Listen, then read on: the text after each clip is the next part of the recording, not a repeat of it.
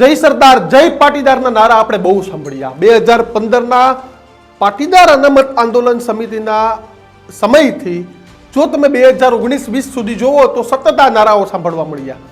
પાટીદાર અનામત આંદોલન સમિતિ અને હાર્દિક પટેલે લેવા અને કડવા પાટીદારને એક પણ કર્યા તેવી પણ વાત આવી. એક સારો તમામ મેસેજ હતો આંદોલન વખતે કે હવે પાટીદારો લેવા કડવાનો ભેદ ભૂલી અને ફરીથી પાટીદાર થયા, પાટીદાર બોલવા લાગ્યા. પરંતુ જેમ જેમ સમય ગયો તેમ તેમ ફરી ક્યાંક ભાગલા થયા હોય તેવા મેસેજો સતત સોશિયલ મીડિયામાં વાયરલ થયા. મેઇન સ્ટ્રીમ મીડિયાએ પણ આ તમામ ઘટનાની નોંધ છે તે લેવી પડી.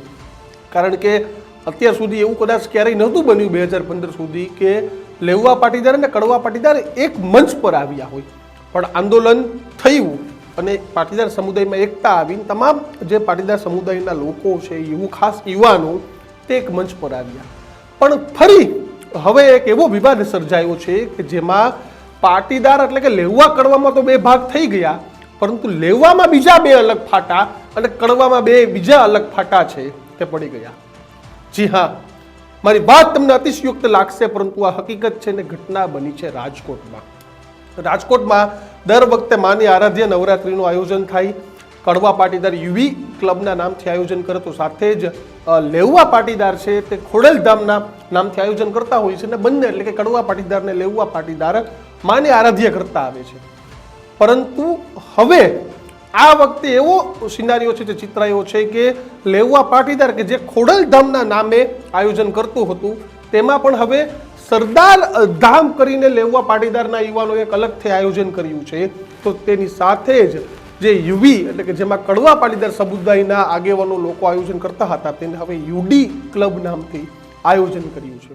બંને સંસ્થાઓ કાર્યરત છે. યુવી ક્લબ એ અમારા સમાજની સંસ્થા છે અને યુવી ક્લબ અમારો વિશાળ સમાજ હોવાથી ત્યાં એક જગ્યાએ એટલા બધા ખેલૈયાઓનો સમાવેશ ન થતા જે આ અમે કરી રહ્યા છો, જેમ અન્ય સમાજોમાં પણ 2, 3, 4 એવી વ્યવસ્થાઓ થતી હોય છે અને આ વ્યવસ્થાના ભાગરૂપે જ છે, બાકી સમાજનો જ ભાગ છે. ટ્રસ્ટ જુદું હોય ને, ટ્રસ્ટ જુદું છે એટલે શક્ય ન હોય જેથી કરીને ચારેય ઝોનમાં કરે છે.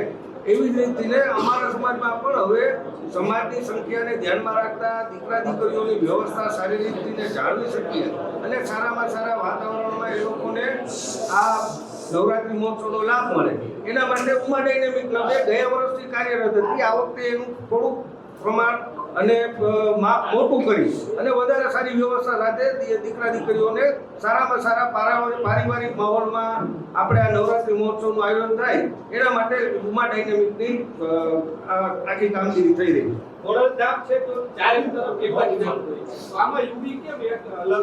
એ ટ્રસ્ટના રજીસ્ટ્રેશનમાં સ્વાભાવિક રીતે કોઈ એક ટ્રસ્ટ રજીસ્ટર થયેલું હોય તો એ રજીસ્ટર્ડ નામનો ઉપયોગ બીજો આપણે નથી કરી શકતા.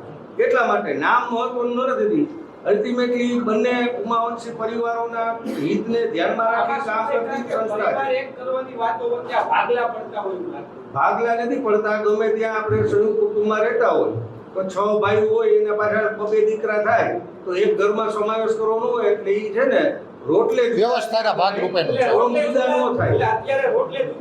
રોટલે જુદા છે એવું નહીં. એક ઘરમાં રહીને ભાઈ તમે તમારી વ્યવસ્થા 4 રૂમની હોય અને બીજા 6 દીકરાના લગ્ન કરવાના હોય તો આપણે બીજો ફ્લેટ લેવો જ પડે, સ્વાભાવિક વસ્તુ છે.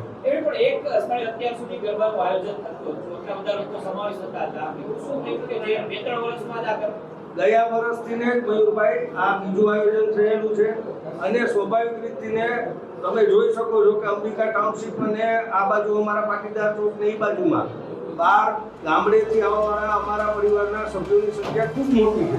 આ એક જ્ઞાતિના સમાચાર છે, પરંતુ બોલવા એટલે જરૂરી પડે કે 2015માં જે તમામ યુવાનો જય સરદાર જય પાટીદારનો નારો છે તે લઈને નીકળ્યા હતા તે હવે નારો કદાચ ક્યાંક આ સમાજના યુવાનો ભૂલી રહ્યા છે.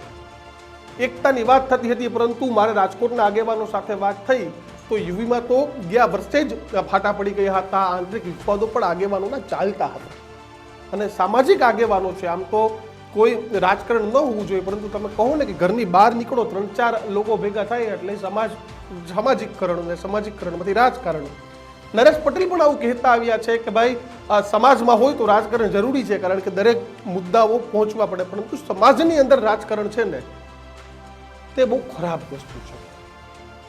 આપણે આશા રાખીએ કે કોઈ એક સમાજ, આપણે તો એવી જ આશા રાખીએ અને એવું જ થવું જોઈએ કે ભાઈ તમામ પાટીદારો એક થઈને રહે. પરંતુ લેવા પાટીદારમાં પણ અલગ અલગ બે જૂથ, કડવા પાટીદારમાં પણ બે અલગ અલગ જૂથ અને અલગ અલગ આયોજનો. આ કોઈ મોટી વાત નથી, તમામ જગ્યાએ થાય છે. પરંતુ રાજકોટની નોંધ એટલા માટે લેવી પડે કે અત્યાર સુધી એક મંચ પર થતું હતું. કડવા પાટીદાર યુવીના મંચ પર કરતા હતા, લેવા પાટીદાર ખોડલધામના મંચ પર કરતા હતા. પરંતુ હવે તેમાં પણ વિખવાદો કદાચ ક્યાંક છે તે સામે આવી રહ્યા છે. તમને શું લાગે છે કે 2015 વખતે જે આંદોલનોકારી યુવાનોમાં જોશ હતો, યુવાનોમાં જે જોશ હતો કે અમે પાટીદાર છે, આ જોશ આજના પાટીદારો ભૂલી ગયા છે કે કેમ, તે તમે અમને કોમેન્ટ સેક્શનમાં જણાવો. અને વધુ આવા જ વિડીયો જોવા માટે જોતા રહો ન્યૂઝ રૂમ ગુજરાતનો ગર્જના.